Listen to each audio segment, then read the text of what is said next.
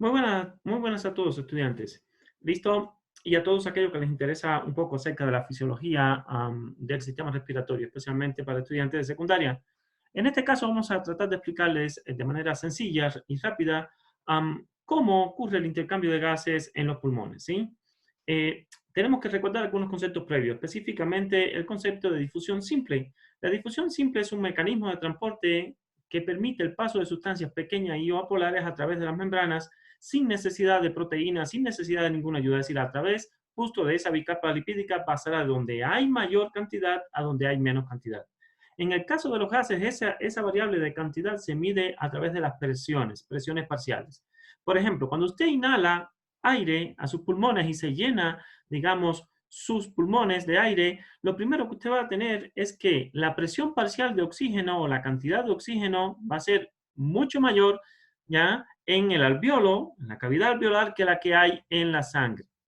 Luego, en este caso, si aplicamos conceptos de difusión simple, el mecanismo indica que va a ir este oxígeno, que es una molécula pequeñita y apolar, va a ir desde donde hay menos a donde hay más, perdón, hacia donde hay menos cantidad. Por eso el oxígeno se moverá hacia la sangre. ¿Para qué? Para unirse a la hemoglobina de los glóbulos rojos y transportarse a todo el cuerpo, ¿ok? Eso sería lo primero.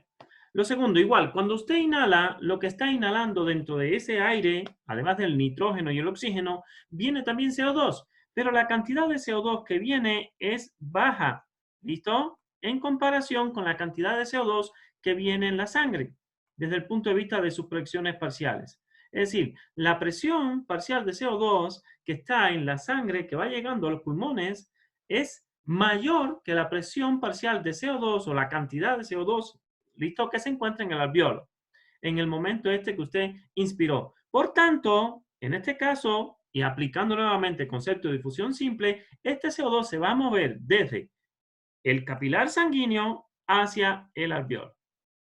¿Ok? Y ya cuando usted expire, ya cuando usted exhale el aire, ¿listo? Lo que va a salir va a ser un aire rico en CO2, ¿ya? Rico en CO2 y bajo en oxígeno, ¿ok? Desde el punto de vista de lo que se inhaló, ¿ok? Es decir, cuando usted exhale va a tener menos cantidad de oxígeno que la que inhaló y va a tener más cantidad de oxígeno, más cantidad de CO2 de la que inhaló también. Es decir, va a haber lo opuesto. Cuando inhalo, tengo mucho oxígeno, poco CO2 en ese aire inhalado. ¿Listo? Respecto a las proporciones o a las cantidades que hay en sangre.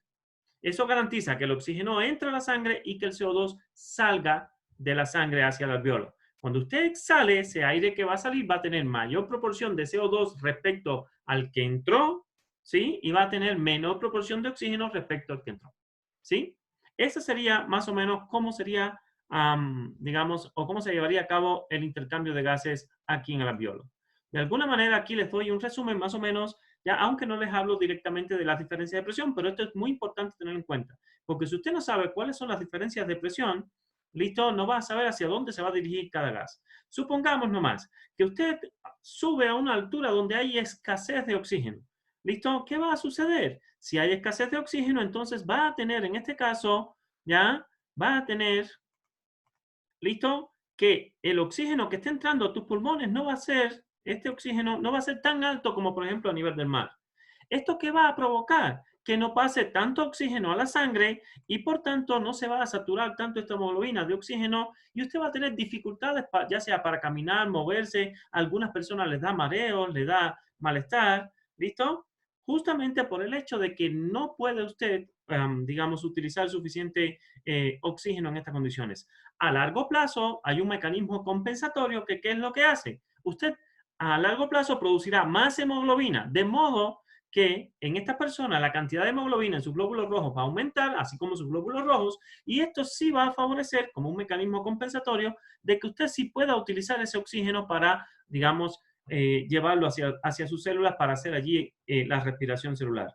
Solo acotar, este CO2 que viene por acá, ¿listo? Es un CO2 que proviene mayormente de procesos metabólicos. Dentro de esos procesos metabólicos mayormente viene de la respiración celular aerobia que ocurre en la mayoría de tus células, en tu cuerpo, ¿ok? Y por acá, bueno, espero haberles aclarado un poquito más este concepto y de algún modo que, bueno, les sirva también para estudiar.